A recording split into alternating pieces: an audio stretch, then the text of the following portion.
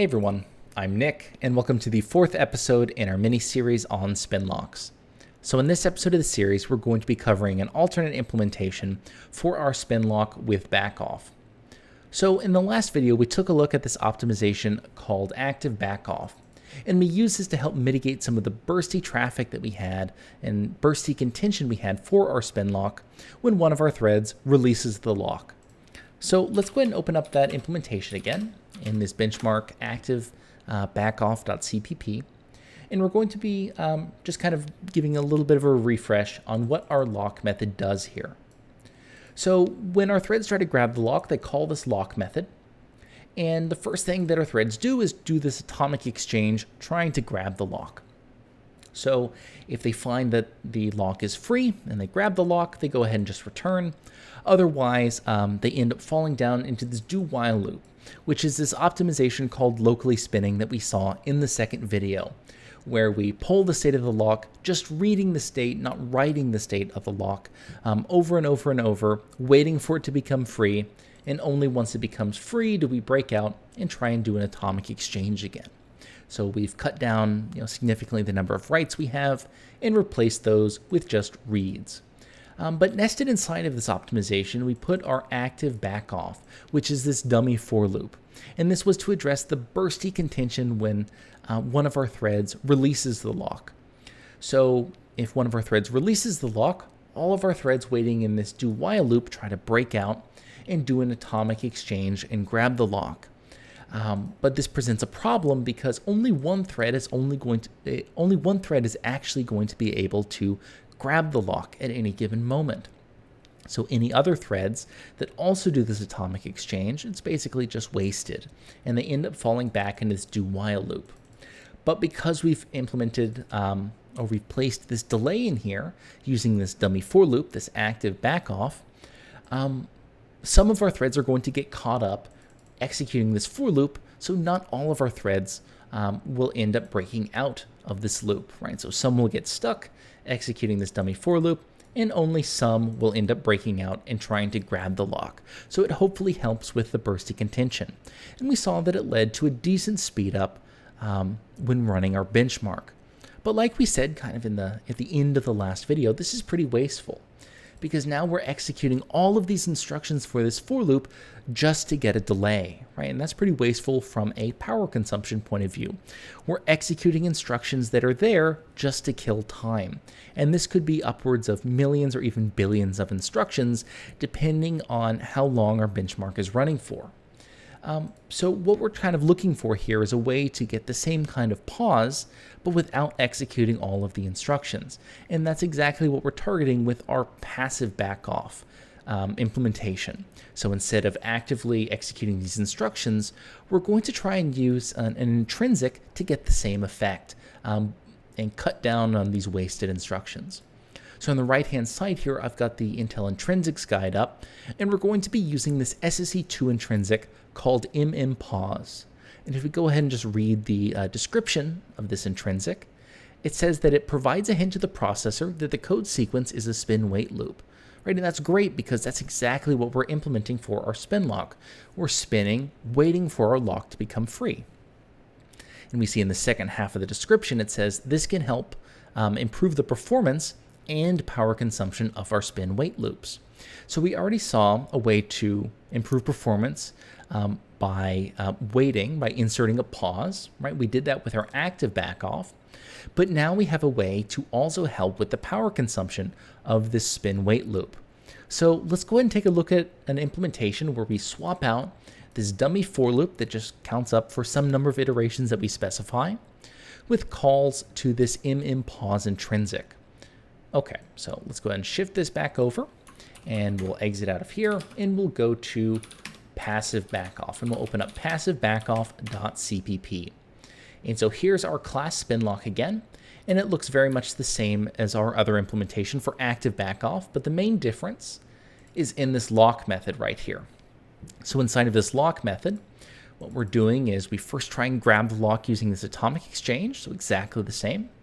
If we get the lock, we go ahead and return. Otherwise, we fall into this do while loop where we repeatedly load the state of our spin lock. But instead of executing a dummy for loop in between, we're now going to replace it with calls to pause, and this will end up getting replaced in our final assembly with a pause instruction if our processor supports this instruction, which pretty much all modern processors should, or at least modern Intel processors will. If your processor doesn't support this, this will end up just getting translated into a no-op. Okay, so let's go ahead and try and benchmark this. And what we're going to be looking at is the same benchmark as previously, where we'll spawn some number of threads to contend for this lock. So it'll be 1, 2, 4, and 8 threads. And all of those threads will run the same function called inc.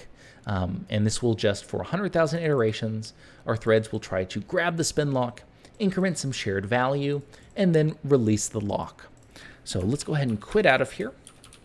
And let's compile our passive backoff benchmark, and we'll use the same optimizations flags that we've seen previously. So O3 optimizations, march and mtune equals native, and we'll turn on link time optimization and call the output passive backoff. And we'll also compare against our active backoff implementation, right? So I've tried to match these as close as possible so that the delay provided by pause is similar to the delay provided by that dummy for loop. So we get similar performance numbers.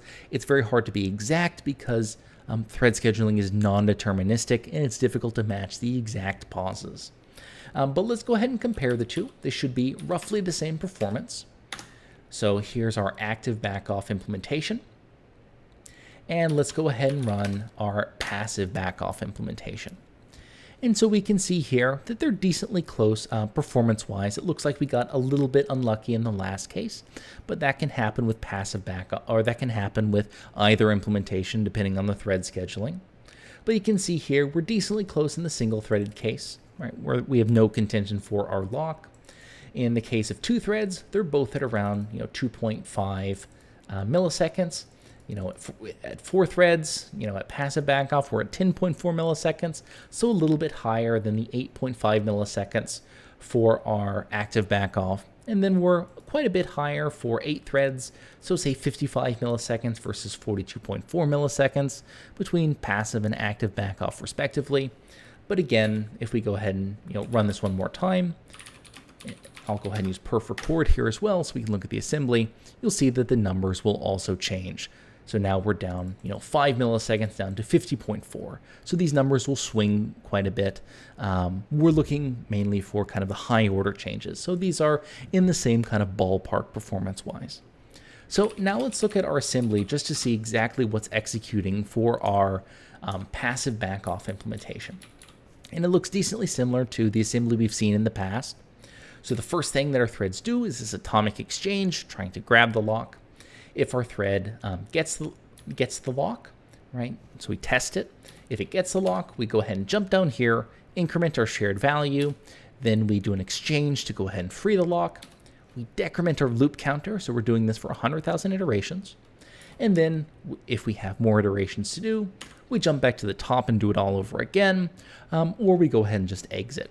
Now, if we don't get the lock, so if this exchange in test ends up saying we didn't get the lock, we end up falling down here and executing these pause instructions. So these are being inserted from those calls to pause that we saw inside of our Spinlock implementation. So went ahead and just unrolled the loop and inserted 4 pause instructions back to back to back.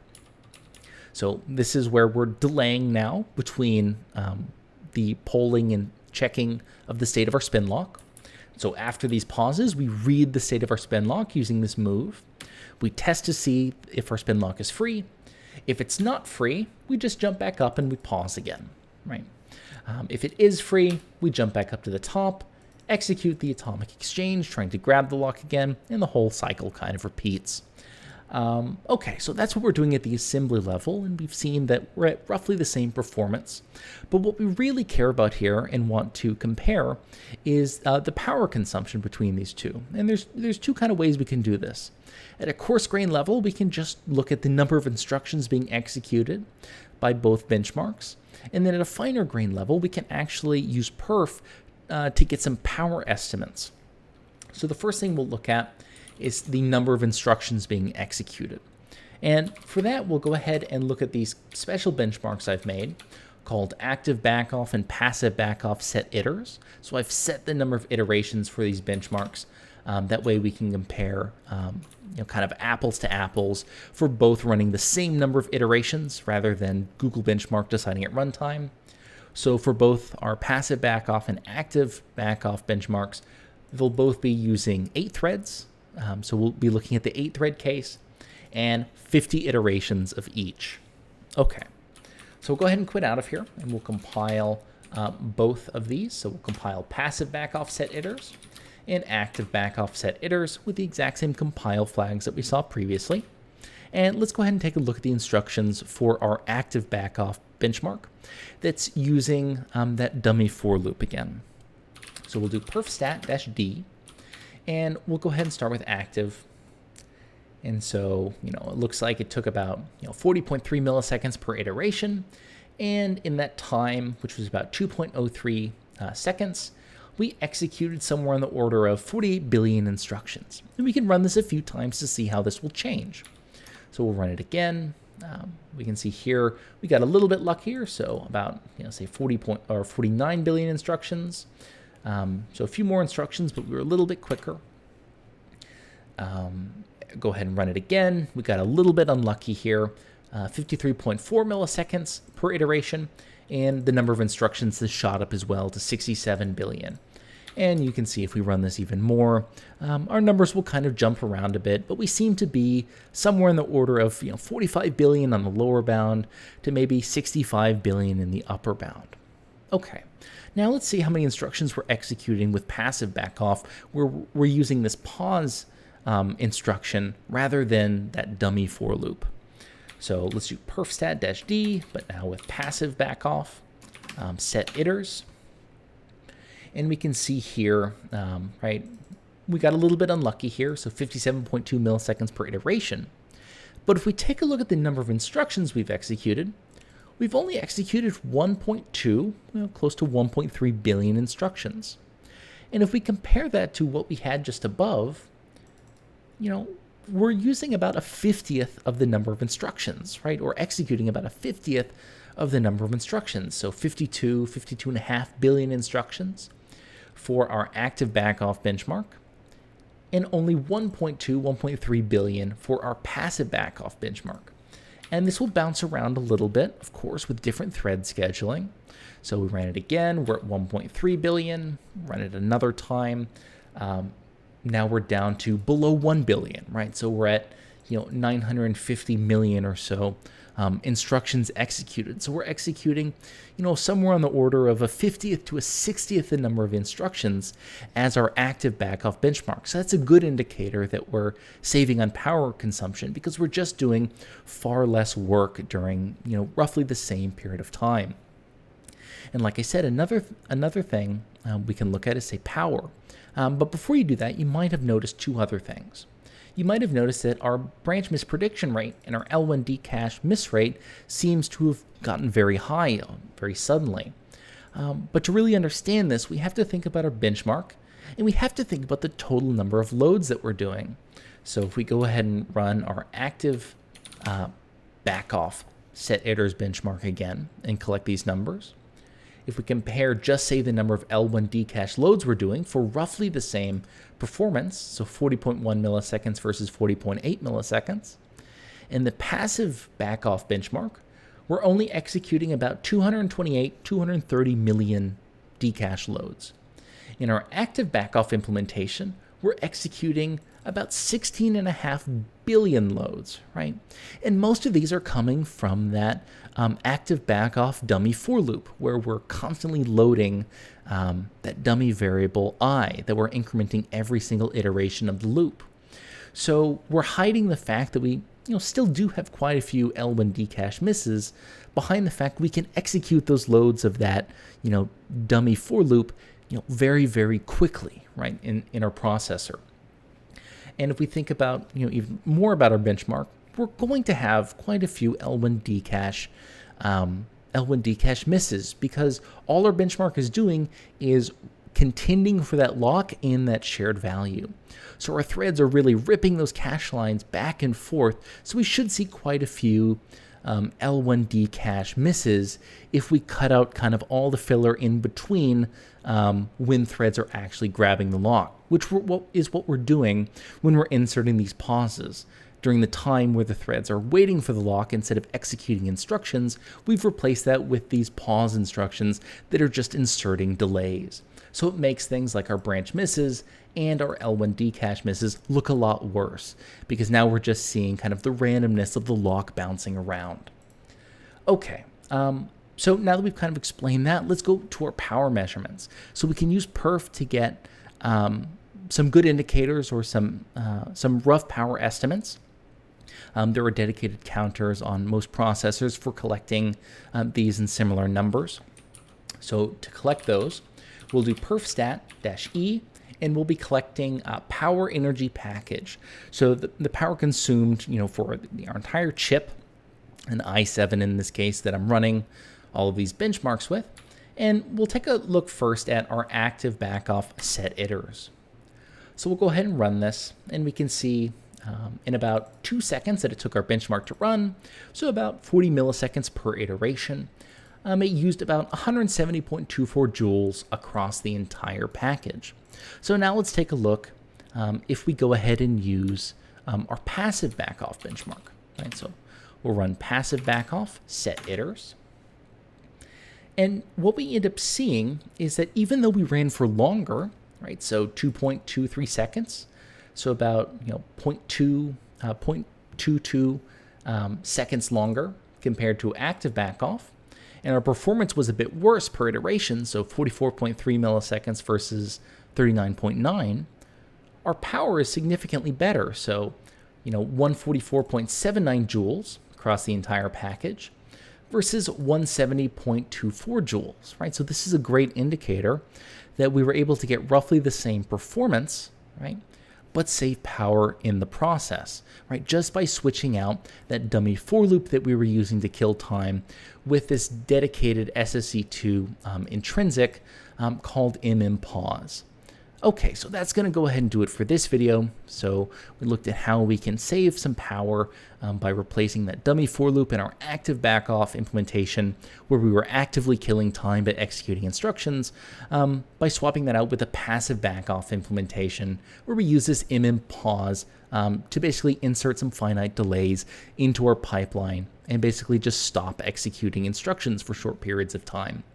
One thing that we're going to look at in later videos is should we be pausing for, say, a constant period of time? So in both our active and passive benchmarks and Spinlock implementations, we just decided to set some constant number of iterations to pause for. And what we'll look at next time is some implementations where we do non-constant Backoff. But that's going to go ahead and do it for this video. As always, you can check out all the code at github.com/coffeebeforearch.